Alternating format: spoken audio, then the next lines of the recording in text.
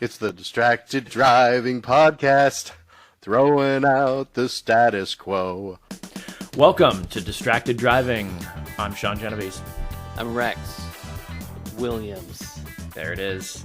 This is episode 15 of the Distracted Driving Podcast, and we have a great conversation with our guest and friend, Kevin Meredith. Kevin Meredith, or Kevin Ovation. Yes, as his stage name. Because he's clever and a little bougie, I think, with the name. Bougie. I think I did I say that during the conversation? Is he the one that asked what that meant? I don't know. Bougie, yeah, because his visual does not portray bougie. No. Kevin was good enough to join us. We captured him in the midst of a month-long family vacation. Yes, an epic trek to, I think he said 14 national parks. Yeah, all over. So he's got the look for it. If you're not watching and only listening, we do give a description. But if you have a chance to go check out the YouTube just to see, it's maybe I'll put a screenshot on the website so people can get a glimpse. His look is just it's innovative. It is innovative for this space. You just wouldn't connect the look with what he does. He's very high tech, smart guy. And I'm getting into stereotypes. That's what we talk about. So the focus of our conversation is on innovation and entrepreneurship. If those things are of interest to you, you will enjoy this conversation. And this is going to be the first of several. We talked to him for an hour and a half. Yeah, it was a long conversation. He's got a lot of good wisdom. Yeah, it's amazing. And fair warning, because he is traveling. He was at Glacier National Park for this conversation. He's using Starlink, and the internet connection was a little spotty at times.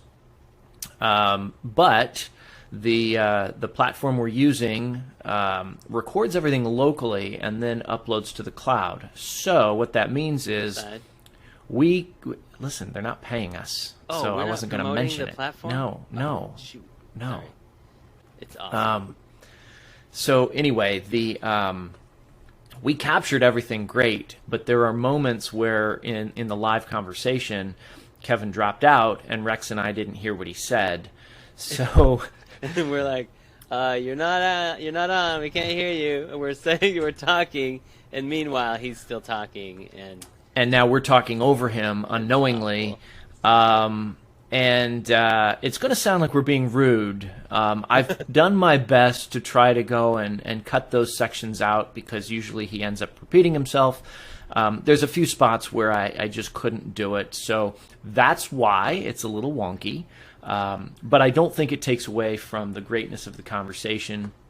And I think you're still going to enjoy it. Yeah. All right. So with that, let's get to it. The first part of our chat with Kevin Ovation right now. All right. Oh, yeah. Now we're recording, Rex. Okay. But we haven't officially started yet. Yeah, you know what? Officially started. We officially started when we logged on. I know. Look at how much of the show we've missed already. I know. I asked him a bunch of questions. I was thinking, man, I got to save this for the show. But can't help myself. Yeah, so can we're just going to get into it. Sounds good. Yeah, let's do it. So we've got Kevin Meredith with us, or Kevin Ovation, as he likes to be called. We think Kevin Ovation. Do you have a theme song for that? For our company is Fourth Sector Innovation, so we have a perfect fourth little ditty thing that we do for intro videos and stuff. But nice, he does have it. I think I've heard that. I think I've seen it. Okay, we have to start with the obvious question: where the hell are you? I'm just outside Glacier National Park, and since August 1st, we've been going around to 14 different national parks with the family. Got RV, 37-foot long fifth wheel that we're hauling behind there, and just trying to have a different experience, like try and live And a little because bit he's at Glacier instead of National just. Park, I think a glacier just moved through. I don't know, Yeah, a just glacier being moved through, what and have been it's for the last few years, and it also there's a number of factors that all brought it together. The vehicle is my brother-in-law's, and he was ready to use it put it in storage for the year. So we basically have it for a year to go do whatever we want. We rented our house.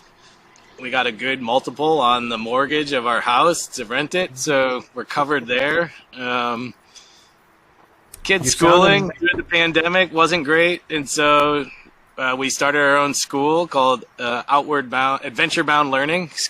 And so we're just homeschooling the kids going to all the national parks that we can. Our goal is to hit all of them in the lower 48 this year. So, Wow. I mean, you're sounding a little like cousin Eddie there. Yeah, oh yeah. He took the house. We took the RV. Yeah, it's well, there's been a number of times that we've quoted National Lampoons on this trip, so I'm all right with it. I'll be cousin Eddie. So. That's so great, man. This is so awesome. Okay, Yeah. I want to come back to Adventure Bound Learning for sure. Yeah. And I want to talk. Gosh, I want to talk about the trip. That's fantastic. My family took a road trip last year, but not quite as long as you're going to be out and about. But why don't we start with, or circle back to, or I don't even know, but fourth sector innovation. So Yeah. So tell us about So the fourth sector innovation. Oh, sorry. Go ahead. Go ahead.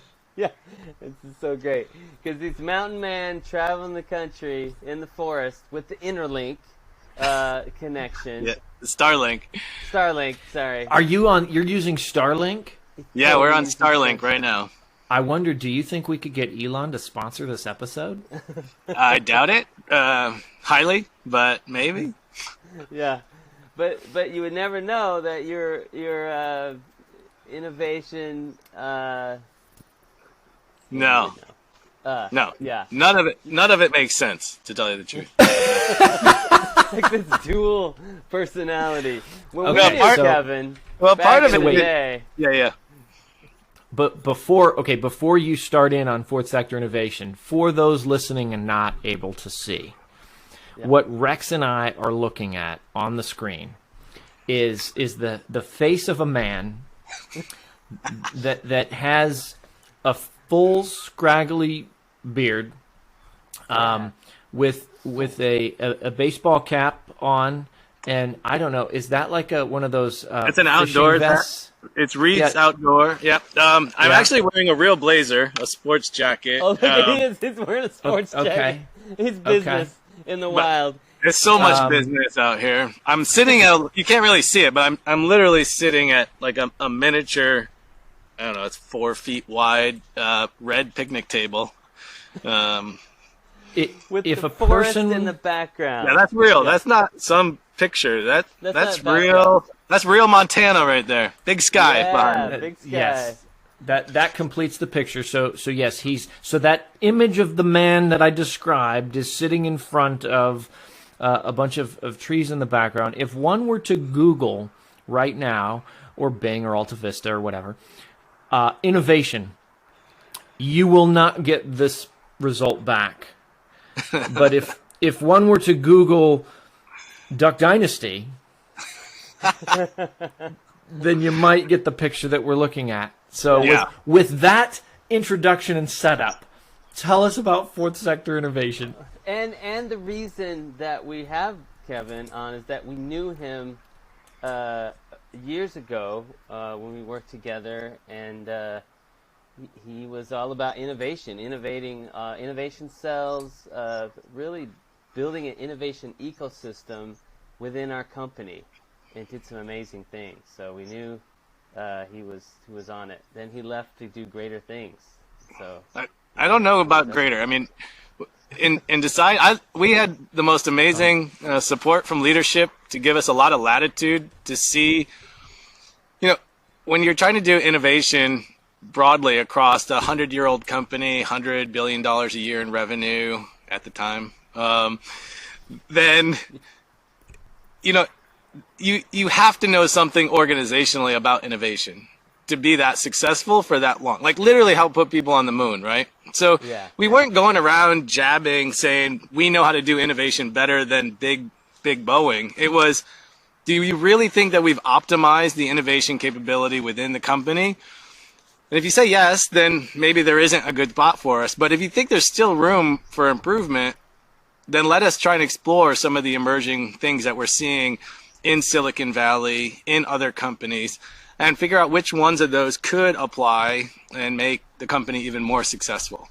And that really is what started the whole journey for myself to really be hooked on innovation. I didn't think I was going to work at the company as long as I did. About doubled the time than I anticipated. None of us did. Yeah. I was naive. I didn't appreciate the vast amount of opportunities that I didn't even know about existed in any company, let alone the one that I happened to be working in.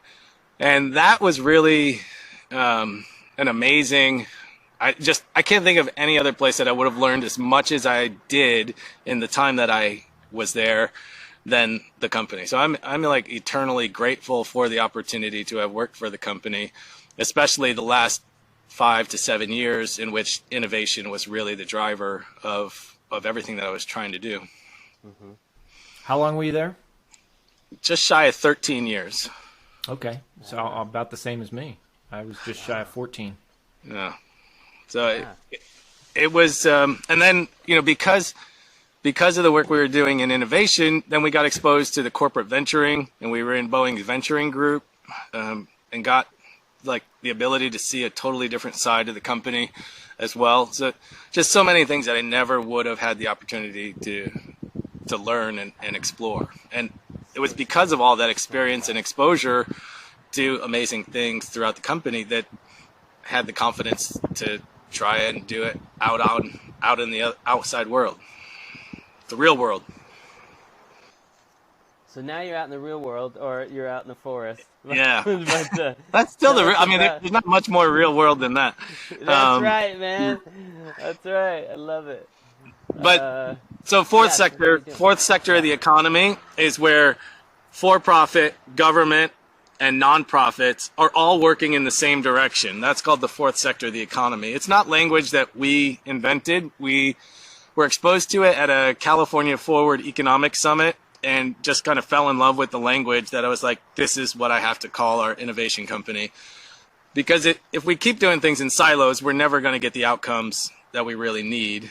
And bringing for-profit, nonprofit, and government together to achieve things faster or in a way that couldn't be done otherwise just made too much logical sense for us to not really support. And so we came up with fourth sector innovations shortly after that. Okay, so Kevin, I'm going to give you a compliment in a minute. But before I get to that, I have some constructive criticism for you. Yeah, please. That was a brilliant summary of fourth sector, but it's also the first time I've fully understood what fourth sector innovation was about. And because I've gone on the website and I've watched a bunch of videos, which I'm going to get to in a second here. So great. Put that on the homepage. Yeah, fair enough. A nice visual or something. And so speaking of visuals, so on your website, Fourth Sector, you talk a lot about innovation, entrepreneurship. I am teaching a class this semester on innovation and entrepreneurship.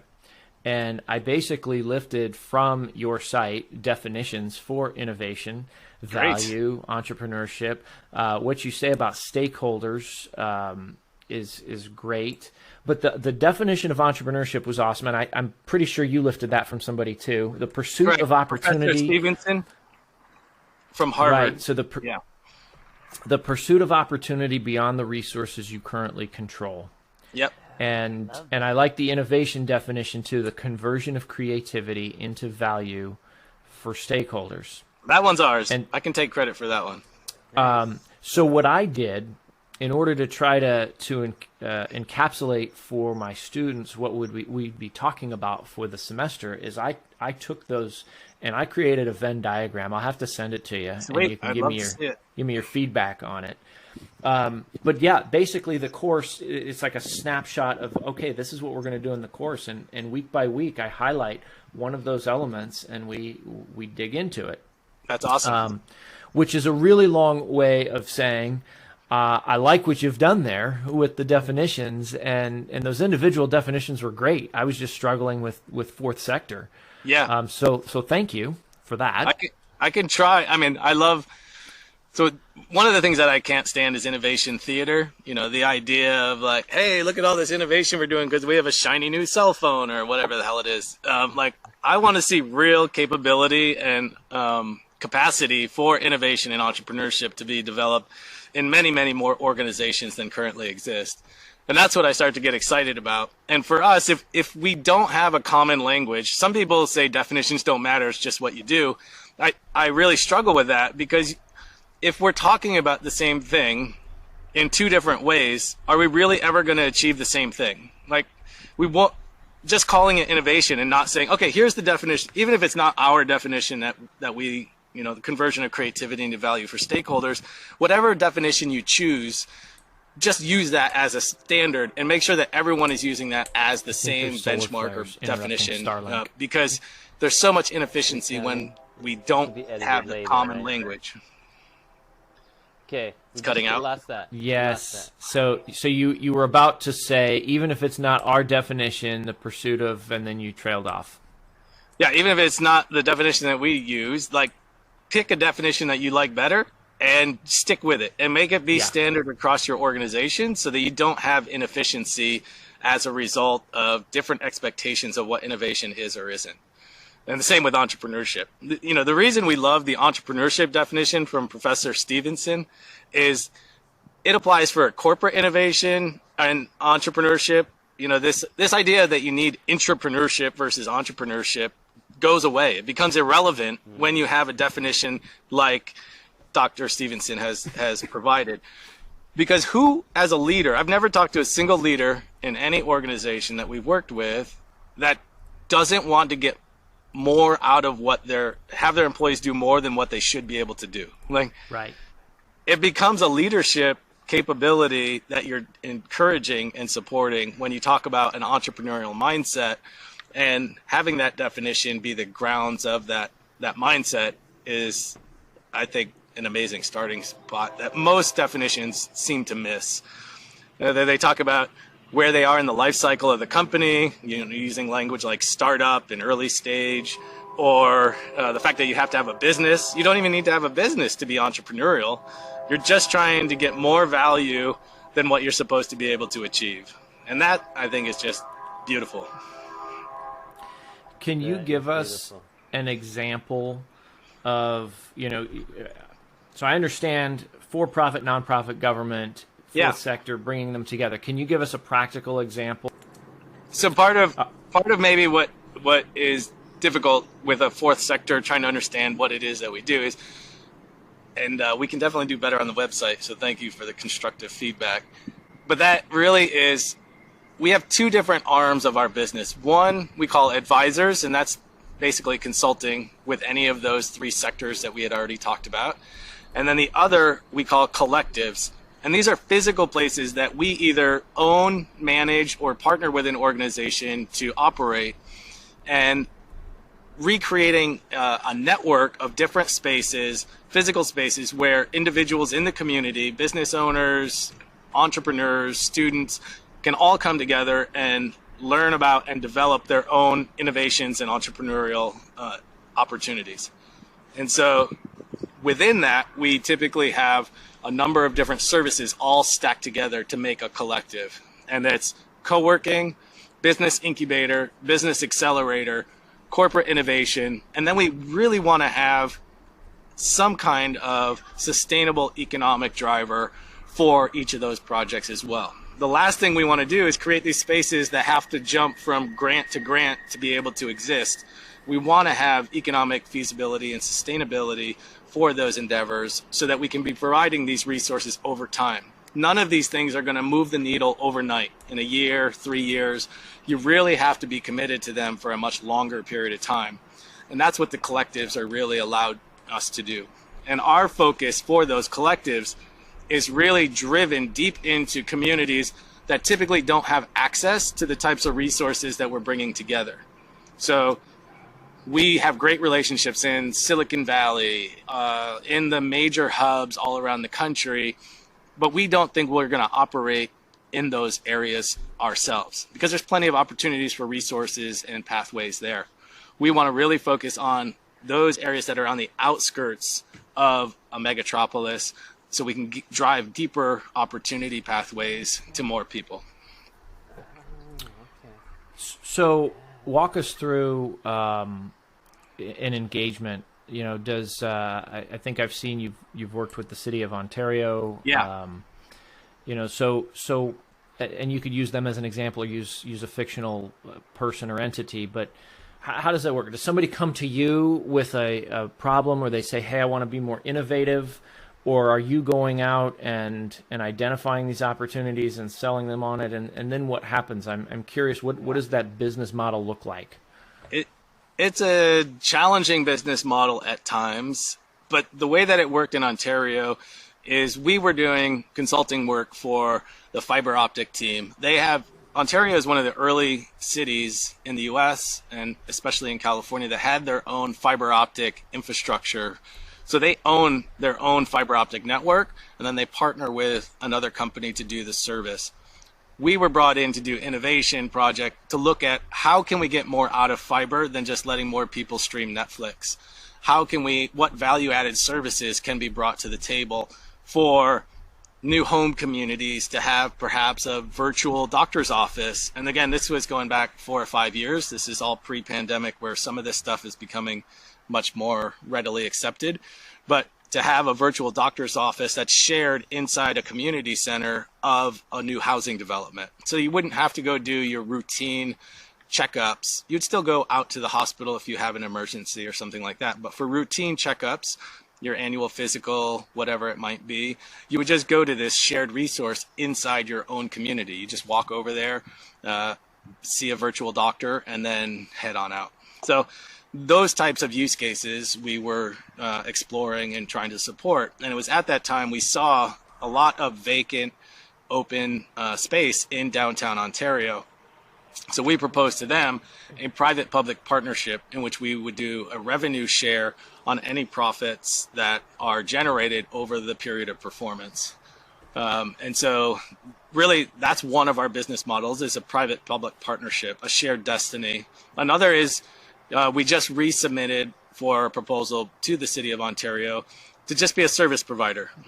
They didn't see the private-public partnership, and I will just couch that with a couple important years in there of pandemic that definitely had an impact on our ability to fully see the maturation of that private-public partnership.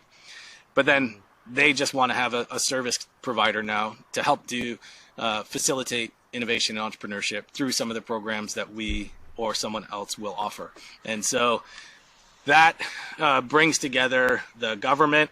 We then work with nonprofits in the region already that are providing services. And then there's maybe even other aspects of government, state government, county government, that have all participated in the work that we're trying to do to drive innovation and entrepreneurship pathways in Ontario and the region more broadly. Oh, that's great. That's amazing. So, if I understand that correctly, you partnered, you created this public-private partnership with the city.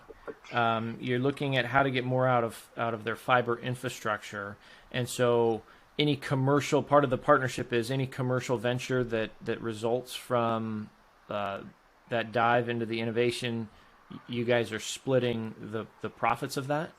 Well, so maybe slightly different. So the fiber was just like we were doing our advisory work as a consultant to the city. And then as a result of that work, we proposed this idea of a collective, a physical space to develop entrepreneurship and innovation. not only through city government, but also to the broader community. So that was just how we kind of got our foot in the door with the city to understand their needs.